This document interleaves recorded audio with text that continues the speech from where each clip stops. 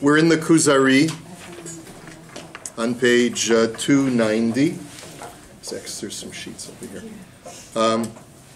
And we were talking about how a person can derive inspiration from looking at the natural order, especially at the animal kingdom.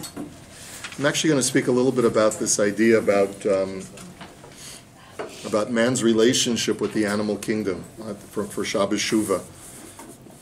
Because the whole idea of a restoration of animal sacrifices, like the Korban Pesach and stuff, is somewhat foreign to us today. Something that we look forward to, a restoration of the sacrificial order, and how's that going to work? Are we going to be bringing animals to bring as korbanos? How are we going to appreciate it? So I'll be talking a little bit about that on Shabbos Hagadol. But for today, finding this great appreciation of how HaKadosh Baruch Hu creates all different orders and species of animals and gives each animal the faculties and the tools that it needs in order to survive, regardless of where in the food chain it is stationed. So the hyena has a ferocious temperament, and the rabbit and the doe are timid, but they run swiftly. So,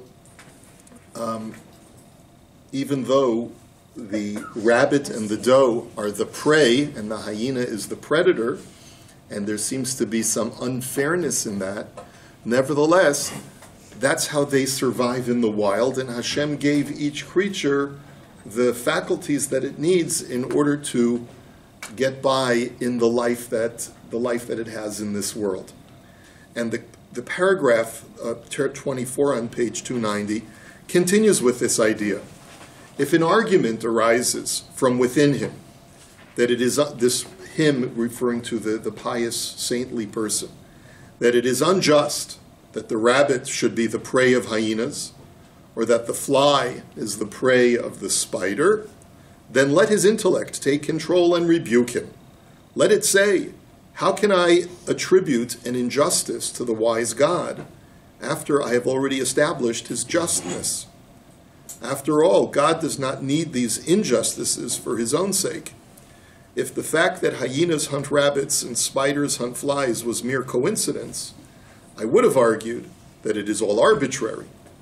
But instead, I see that it is the wise God who righteously guides creation, who placed the faculties and the tools of hunting within the lion, such as ferocity, agility, teeth, and claws. It is God who gave the spider the instinctive cunning to weave its web and trap the fly. God also gave the spider the tools needed for this task, and he specified the fly as food for the spider. God did the same for fish, by designating certain fish as food for other fish. I cannot suggest anything except that this is a branch of wisdom that I do not comprehend.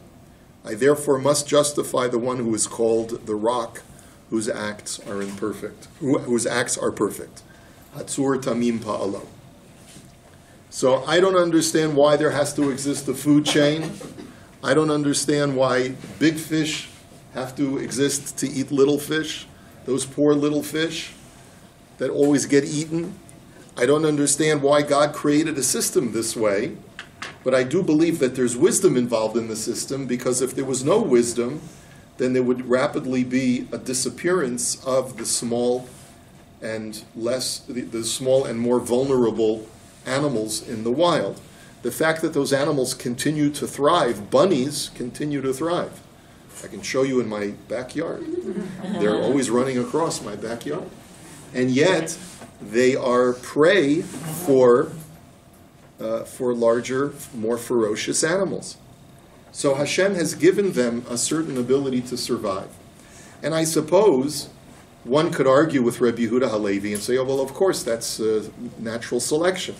The animals who were sluggish and slow and timid have all disappeared from the face of the earth because they've all been eaten up. And that's certainly, there's truth to that. But there's a balance in the ecosystem that is very delicate, and it works. It works for the way that Hashem wants it to work is the way it works. those animals that Hashem wants to exist in the world have the ability to survive and have everything that they need in order to flourish. Now, it could very well be that if you believe in this idea of natural selection, then the response to this, or the way that you understand this paragraph, is that Hashem guides the process of evolution and natural selection. And with great wisdom, he makes sure that the ecosystem is always in a state of balance. Because otherwise, if there wasn't a sense of balance in the ecosystem, then there could be a complete breakdown within the jungle. And there isn't. The forest and the jungle seems to survive and thrive, all of the creatures within that system. Are you talking about in those days or now? Well, it shouldn't make a difference when we're talking. There's always the wild. We have a problem now in Western Canada, in Vancouver, where they brought these frogs from Australia for the ecosystem. I don't know what for. But now these frogs have grown. They're huge. And they're eating up all the other frogs, eating up everything, and they're destroying the ecosystem there. Right, and eventually there'll have to be some kind of adjustment made. Sometimes man introduces problems into the ecosystem. This is with aquatic life also, that this has sometimes happened, that a certain fish will occupy one of the Great Lakes, and then they have to go hunting for that fish until it creates the balance again. But it's gotten so out of control that they don't know what to do. Well, I'm sure they'll figure something out. Eventually. But eventually things tend to balance themselves out. Anyway, this is the argument that you look at creation and you're able to see Hashem's wisdom. You see that every animal is vested with the organs and the faculties that it needs in order to survive. Now, again, if one believes in the natural selection, evolutionary theory, it's almost a circular argument, because we would say, well, the only species that have survived are the ones that can take best care of themselves. But the other point that he raises is about the apparent injustice that exists within the order of creation. Why do we need predators and prey? Why can't all animals live in peace together? And he doesn't give an answer for that. He doesn't explain why that is that some animals hunt and kill and eat other animals. But we could ask that question ourselves. Why is it that we eat animals and we hunt and we consume the creatures of the wild? The fact of the matter is that Hashem created a world where there is a hierarchy of creation. And that hierarchy was built into the world from the time of the very beginning. 6 days of creation with a hierarchical structure of more complex, less complex, more sophisticated, less sophisticated, more intelligent, less intelligent. Everything is on a scale of more or less within creation. That's one of the things that is a curiosity to Rabbi Yehuda Halevi. Why is it that the world has some things more and some things less? And it is even more troublesome when you consider that Rabbi Yehuda Halevi's thesis is that even within the human species, there's more and less. This is, remember he said that the Jew occupies a higher station of creation than every other human being. And this was the part that we didn't understand, that, how could someone who's so enlightened talk about, introduce almost like a racist doctrine that the Jew has a certain potential that no other human being possesses, the potential for prophecy. And Rabbi Yehuda Halevi is really just taking his cue from the playbook of all of creation. There's hierarchy in all of creation. Remember, he said that there's a 5-stage level of hierarchy in all different kinds of creations. There's the inanimate and inorganic, then there's the organic plant life, then there's animal life, then there's human life. And then his chiddush, his novelty, was that there's a superhuman, which is the potential that exists within a Jew to experience the prophetic experience of communion with Hashem. But the first four levels, even if you're going to dispute the controversial statement of the superhuman, but everyone agrees that there's levels of hierarchy, of more or less, higher or lower within creation. Here, he just says, listen, I don't have an answer as to why Hashem made things this way, but I would suggest that it's a branch of wisdom that I don't fully comprehend. I therefore say, Hatzur Tamim Pa'alo, God is the rock, his works are righteous. I don't think that Rabbi Yehuda Halevi himself was disturbed by this. I think that he knew that this was something that would potentially be troublesome to his reader, and therefore he puts that in. But I think for him it was a perfectly acceptable reality that Hashem creates a hierarchical system within creation. Hashem wants man to have an appreciation of his own station. He wants him to have an appreciation of those that are above him and those that are below him. Because a human being cannot appreciate in this world light unless he sees darkness. You cannot appreciate greatness unless you see lowliness. So therefore there has to be a more or less within everything that exists within this world in order for the lessons of life to be learned. That's, I believe, his whole perspective on things. And therefore, he's saying, listen, I'm not going to get into the theology, I'm not going to get into the philosophy right now.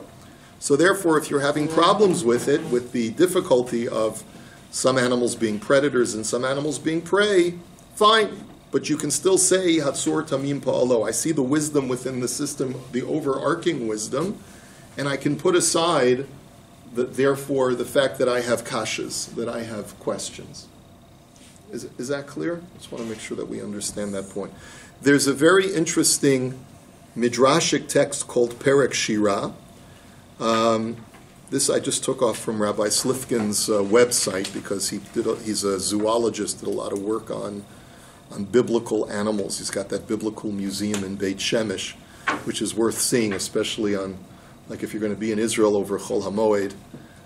It's a great place to take the kids or the grandkids, is the biblical museum where he has a display of all the different kinds of animals that are found in Tanakh. He teaches us, we saw the book of Job last week and how Job himself comments on the complexity of God's operation of the world, and therefore he quotes also a pasuk. He teaches us from the animals of the land and from the birds of the heavens he makes us wise. So this is very consistent with what Rabbi Yehuda Halevi is saying, that we learn about Hashem's wisdom from observing different animals.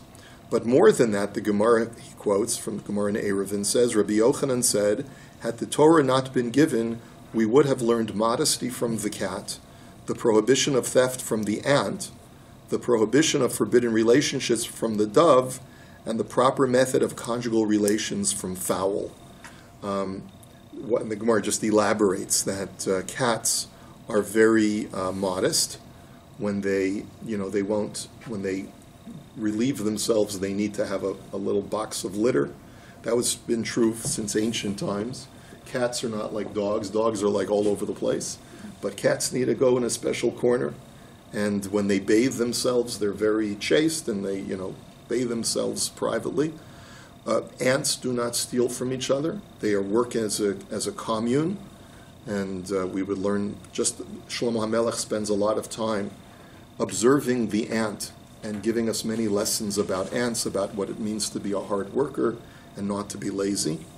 The prohibition of forbidden relationships from the dove, the Gemara says that this certain species of dove takes a mate and is its mate for life. There's no infidelity, there's no divorce among doves, right? They stay with the same dove for their entire lifespan. And the proper method of conjugal relations from fowl, the Gemara says that when a rooster is amorous towards its mate, it struts its feathers and it sort of basically parades around in a certain way with a certain kind of cacolding to intimate that it's interested in being with its mate. So the Gemara says you're supposed to behave. There's a certain derech eretz that goes into initiating intimacy with one's spouse, and that you could learn from the rooster as well. Okay? Yes? You could learn these things from these animals, but I haven't seen anyone who ever did learn these things from these animals who didn't know Torah. Well, you're a city slicker. No. I mean, if you would have grown up on a farm, you would have learned a lot of things from animals. My point is, Rabbi Yochanan can see these attributes in these animals once he's looking for it. But without the Torah, I don't see anybody learning to be modest because their cats are modest, and learning to do this because their animals are that. My point is, you need the Torah. I don't see anyone learning these things just from nature itself. But that's what I'm saying. I think you're a product of your upbringing. If you were a farmer or a farmer's daughter living on a farm, and you were non-Jewish, you would be going and taking care of your animals, and you could learn these lessons. And these lessons are universal lessons that are not just the observation of Rabbi Yochanan. They're probably observations of the non-Jews of his time as well. That there's a certain wisdom that is imbued within the animal kingdom. That's really his point, is that there are certain instincts that are contained within each and every animal that sometimes are just inexplicable because they don't have the type of intelligence that you and I have to know what social grace is, and yet they still seem, certain species can teach us different things about social graces and how to behave properly. I actually disagree with you. What? If you ever watch these shows on, I don't know what channel it is, TVO, they have these nature shows where with I think some famous British, I don't know, and they're like amazing. I mean, like they show like really close-up details of all these strange, common animals too, but like exotic animals. And I always found it amazing that you could, each one has its own pattern of not only surviving, but like how they interact with each other, and especially how they treat their children, which I always found amazing. Wasn't the show called Mutual of Omaha's Wild Kingdom? Do you remember that? Dating yourself, Rabbi. What? Is that really? I think it's on TV Ontario. National Geographic. But I think on TV Ontario you can get them online as documentaries. They're like phenomenal. And it's like, to me, I always found it amazing how, like the penguins, like they show, like what you said for life, like they show these penguins how the father goes out, the mother takes care of it, and then the father goes away and gets some food, and then he comes back and then they change places. And they also mate for life. But it's like fascinating. So for sure you could learn things from them. I'm not saying they don't do them. I'm just saying, does anybody actually learn to do the right thing from seeing I animals think if do you the were right surrounded thing? by animals and you watch them, There are a lot of people that actually behave in those qualities, not Jewish, that have never seen the Torah. They don't know what we have in our Torah. And, many people, even a dog, you have heard, dog is like very loyal. People that don't have anything to do with Torah, not even Jewish, and they say, right. they know that loyalty from an animal. Why not? You just have to be in tune with the creation part of yourself. Not Jewish, not Jewish. It doesn't have the, I think. Okay, so let me just read some of this text. Rabbi Slifkin just gives a short introduction to Perek Shirah. It's literally a chat. How many of you have, by the way, have a copy of Perek Shirah in your homes? Yeah. Okay, so it's only been popular. I don't remember having a copy of Perek Shirah in my house when I was a kid. It's only become more popular in the last maybe 10, 20 years. It was published by Feldheim, published by Art Scroll. They all published a translation. And the truth is, these TV shows are phenomenal. That is television and the internet at its best. When we can gain inspiration from just observing the wild kingdom that we normally don't have the opportunity to see. And by the way, I'm quite ambivalent about zoos. I generally have a sort of pang of guilt going to a zoo and seeing animals caged in. Absolutely will never take my children anymore to a circus. I've not taken my kids to a circus in 20 years because of it's just wrong the way they treat the animals. Animals are not meant to be performers. It's one thing for a human being to perform, but that's because he chooses to do so of his own free will. But to force an animal to perform, I don't think is right. But you can watch these programs and see an animal in its own habitat and really gain these tremendous inspirations. I think that's what we should be looking for. So that's what Shlomo Melech did in Sefer Mishlei. He looked at animals, like bent down on the ground, and looked at an ant colony and wrote a Perek of Sefer Mishlei based on his observation of the ant colony. Right?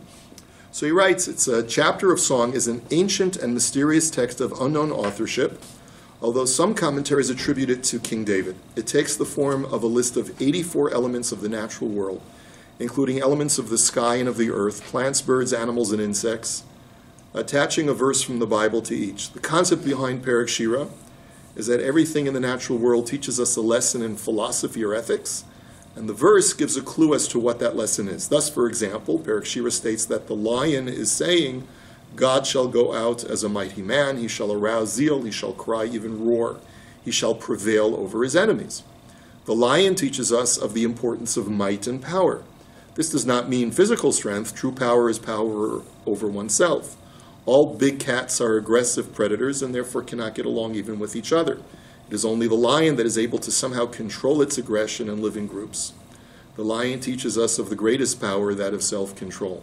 That's why the very first chapter of Shulchan Aruch is that when a person wakes up in the morning, he should be as strong as a lion, or have the Az Kenamer, be as bold as a leopard, right? And Kal Kenesher, be as light as an eagle in doing the will of your Creator. In other words, think of the animals that inspire us to act in certain ways.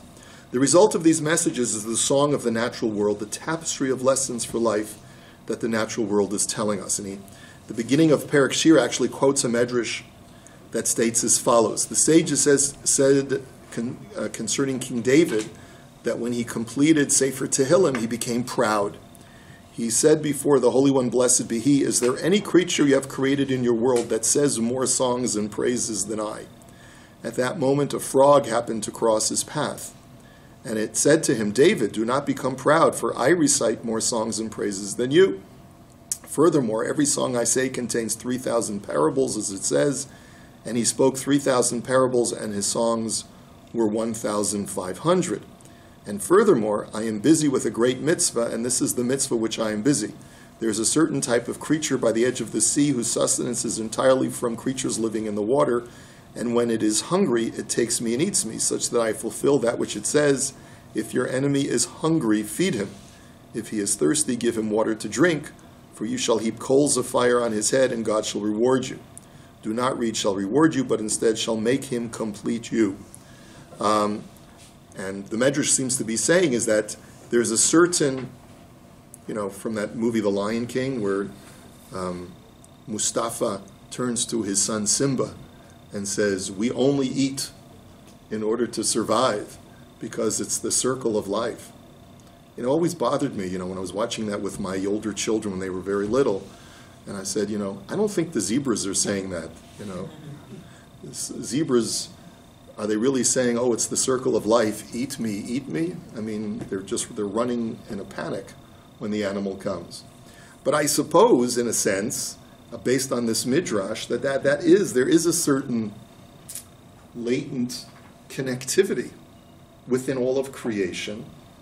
And just like this frog is essentially telling David HaMelech, we are not resentful that we are eaten by larger predators in the ocean.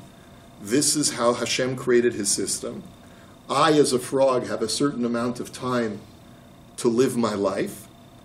And when that time is over and the larger predator, sea creature, eats me, I will have lived a meaningful life, knowing that I have served my purpose in existence. And that in itself is an important lesson. Doesn't matter how long or short a person lives their life, as long as they've lived a meaningful and purposeful life, and even if they succumb to something at the end of their life, They've lived a purposeful, meaningful life. That's a lesson in and of itself that we can take. And I just copied the Medrash and the Psikta, which is quite relevant for the season coming up where we're talking about the Paschal Lamb. The Jewish people are compared to a lamb. That's one of the reasons why we offer a lamb as the Korban Pesach. There's a pasuk in Sefer Kohelet, also written by Shlomo, that says, V'ha Elokim yivakesh et nirdaf, that the Lord shall always seek out the pursued.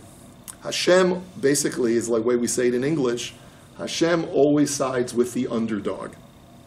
Hashem sides with the underdog because when he sees that we are the persecuted class, he'll always come to our aid.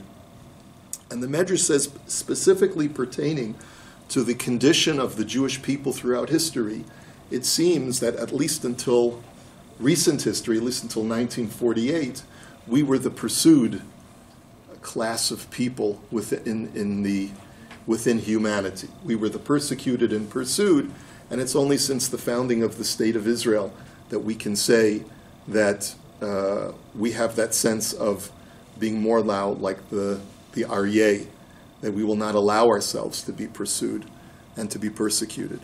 But throughout the majority of Jewish history, certainly when this Medrash is being written, the Jewish people were more comparable to an animal which is an animal of prey, not a predator.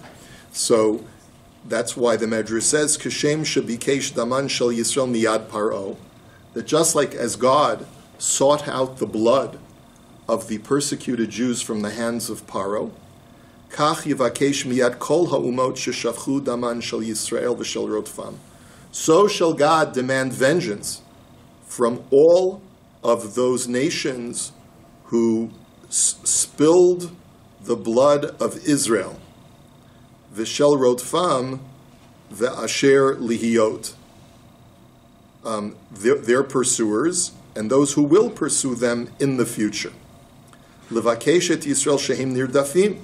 He'll always seek out the welfare of those who are the pursued. Ki inyan shenemar vayelechu b'lo koach mipnei rodeif, that they will go without strength, but they will be able to survive the pursuer because Hashem is on their side, based on a pasuk in Eicha. And what are some examples? Avraham mipnei Nimrod. Avraham was the pursued by Nimrod, who tried to kill him. Yitzchak mipnei Yishmael. Yitzchak was pursued by Yishmael.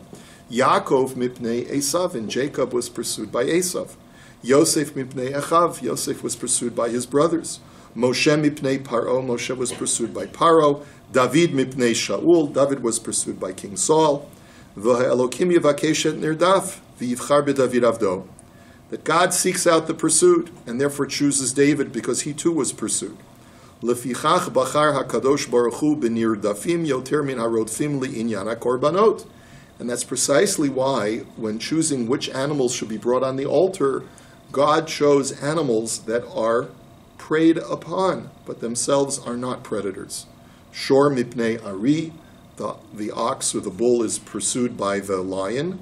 Kesev mipnei ze'ev, the sheep is pursued by the wolf.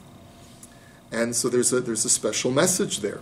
The message is for the Jewish people. Yes, we are the pursued people in many iterations in history, but it is precisely the fact that we are the prey that causes and instigates Hashem to come to our aid. So one of the things that we have to be sensitive to, even though it might not be politically correct within Jewish circles to say so, is that that's precisely the reason why we have to be so sensitive and careful in the way that we treat Palestinians.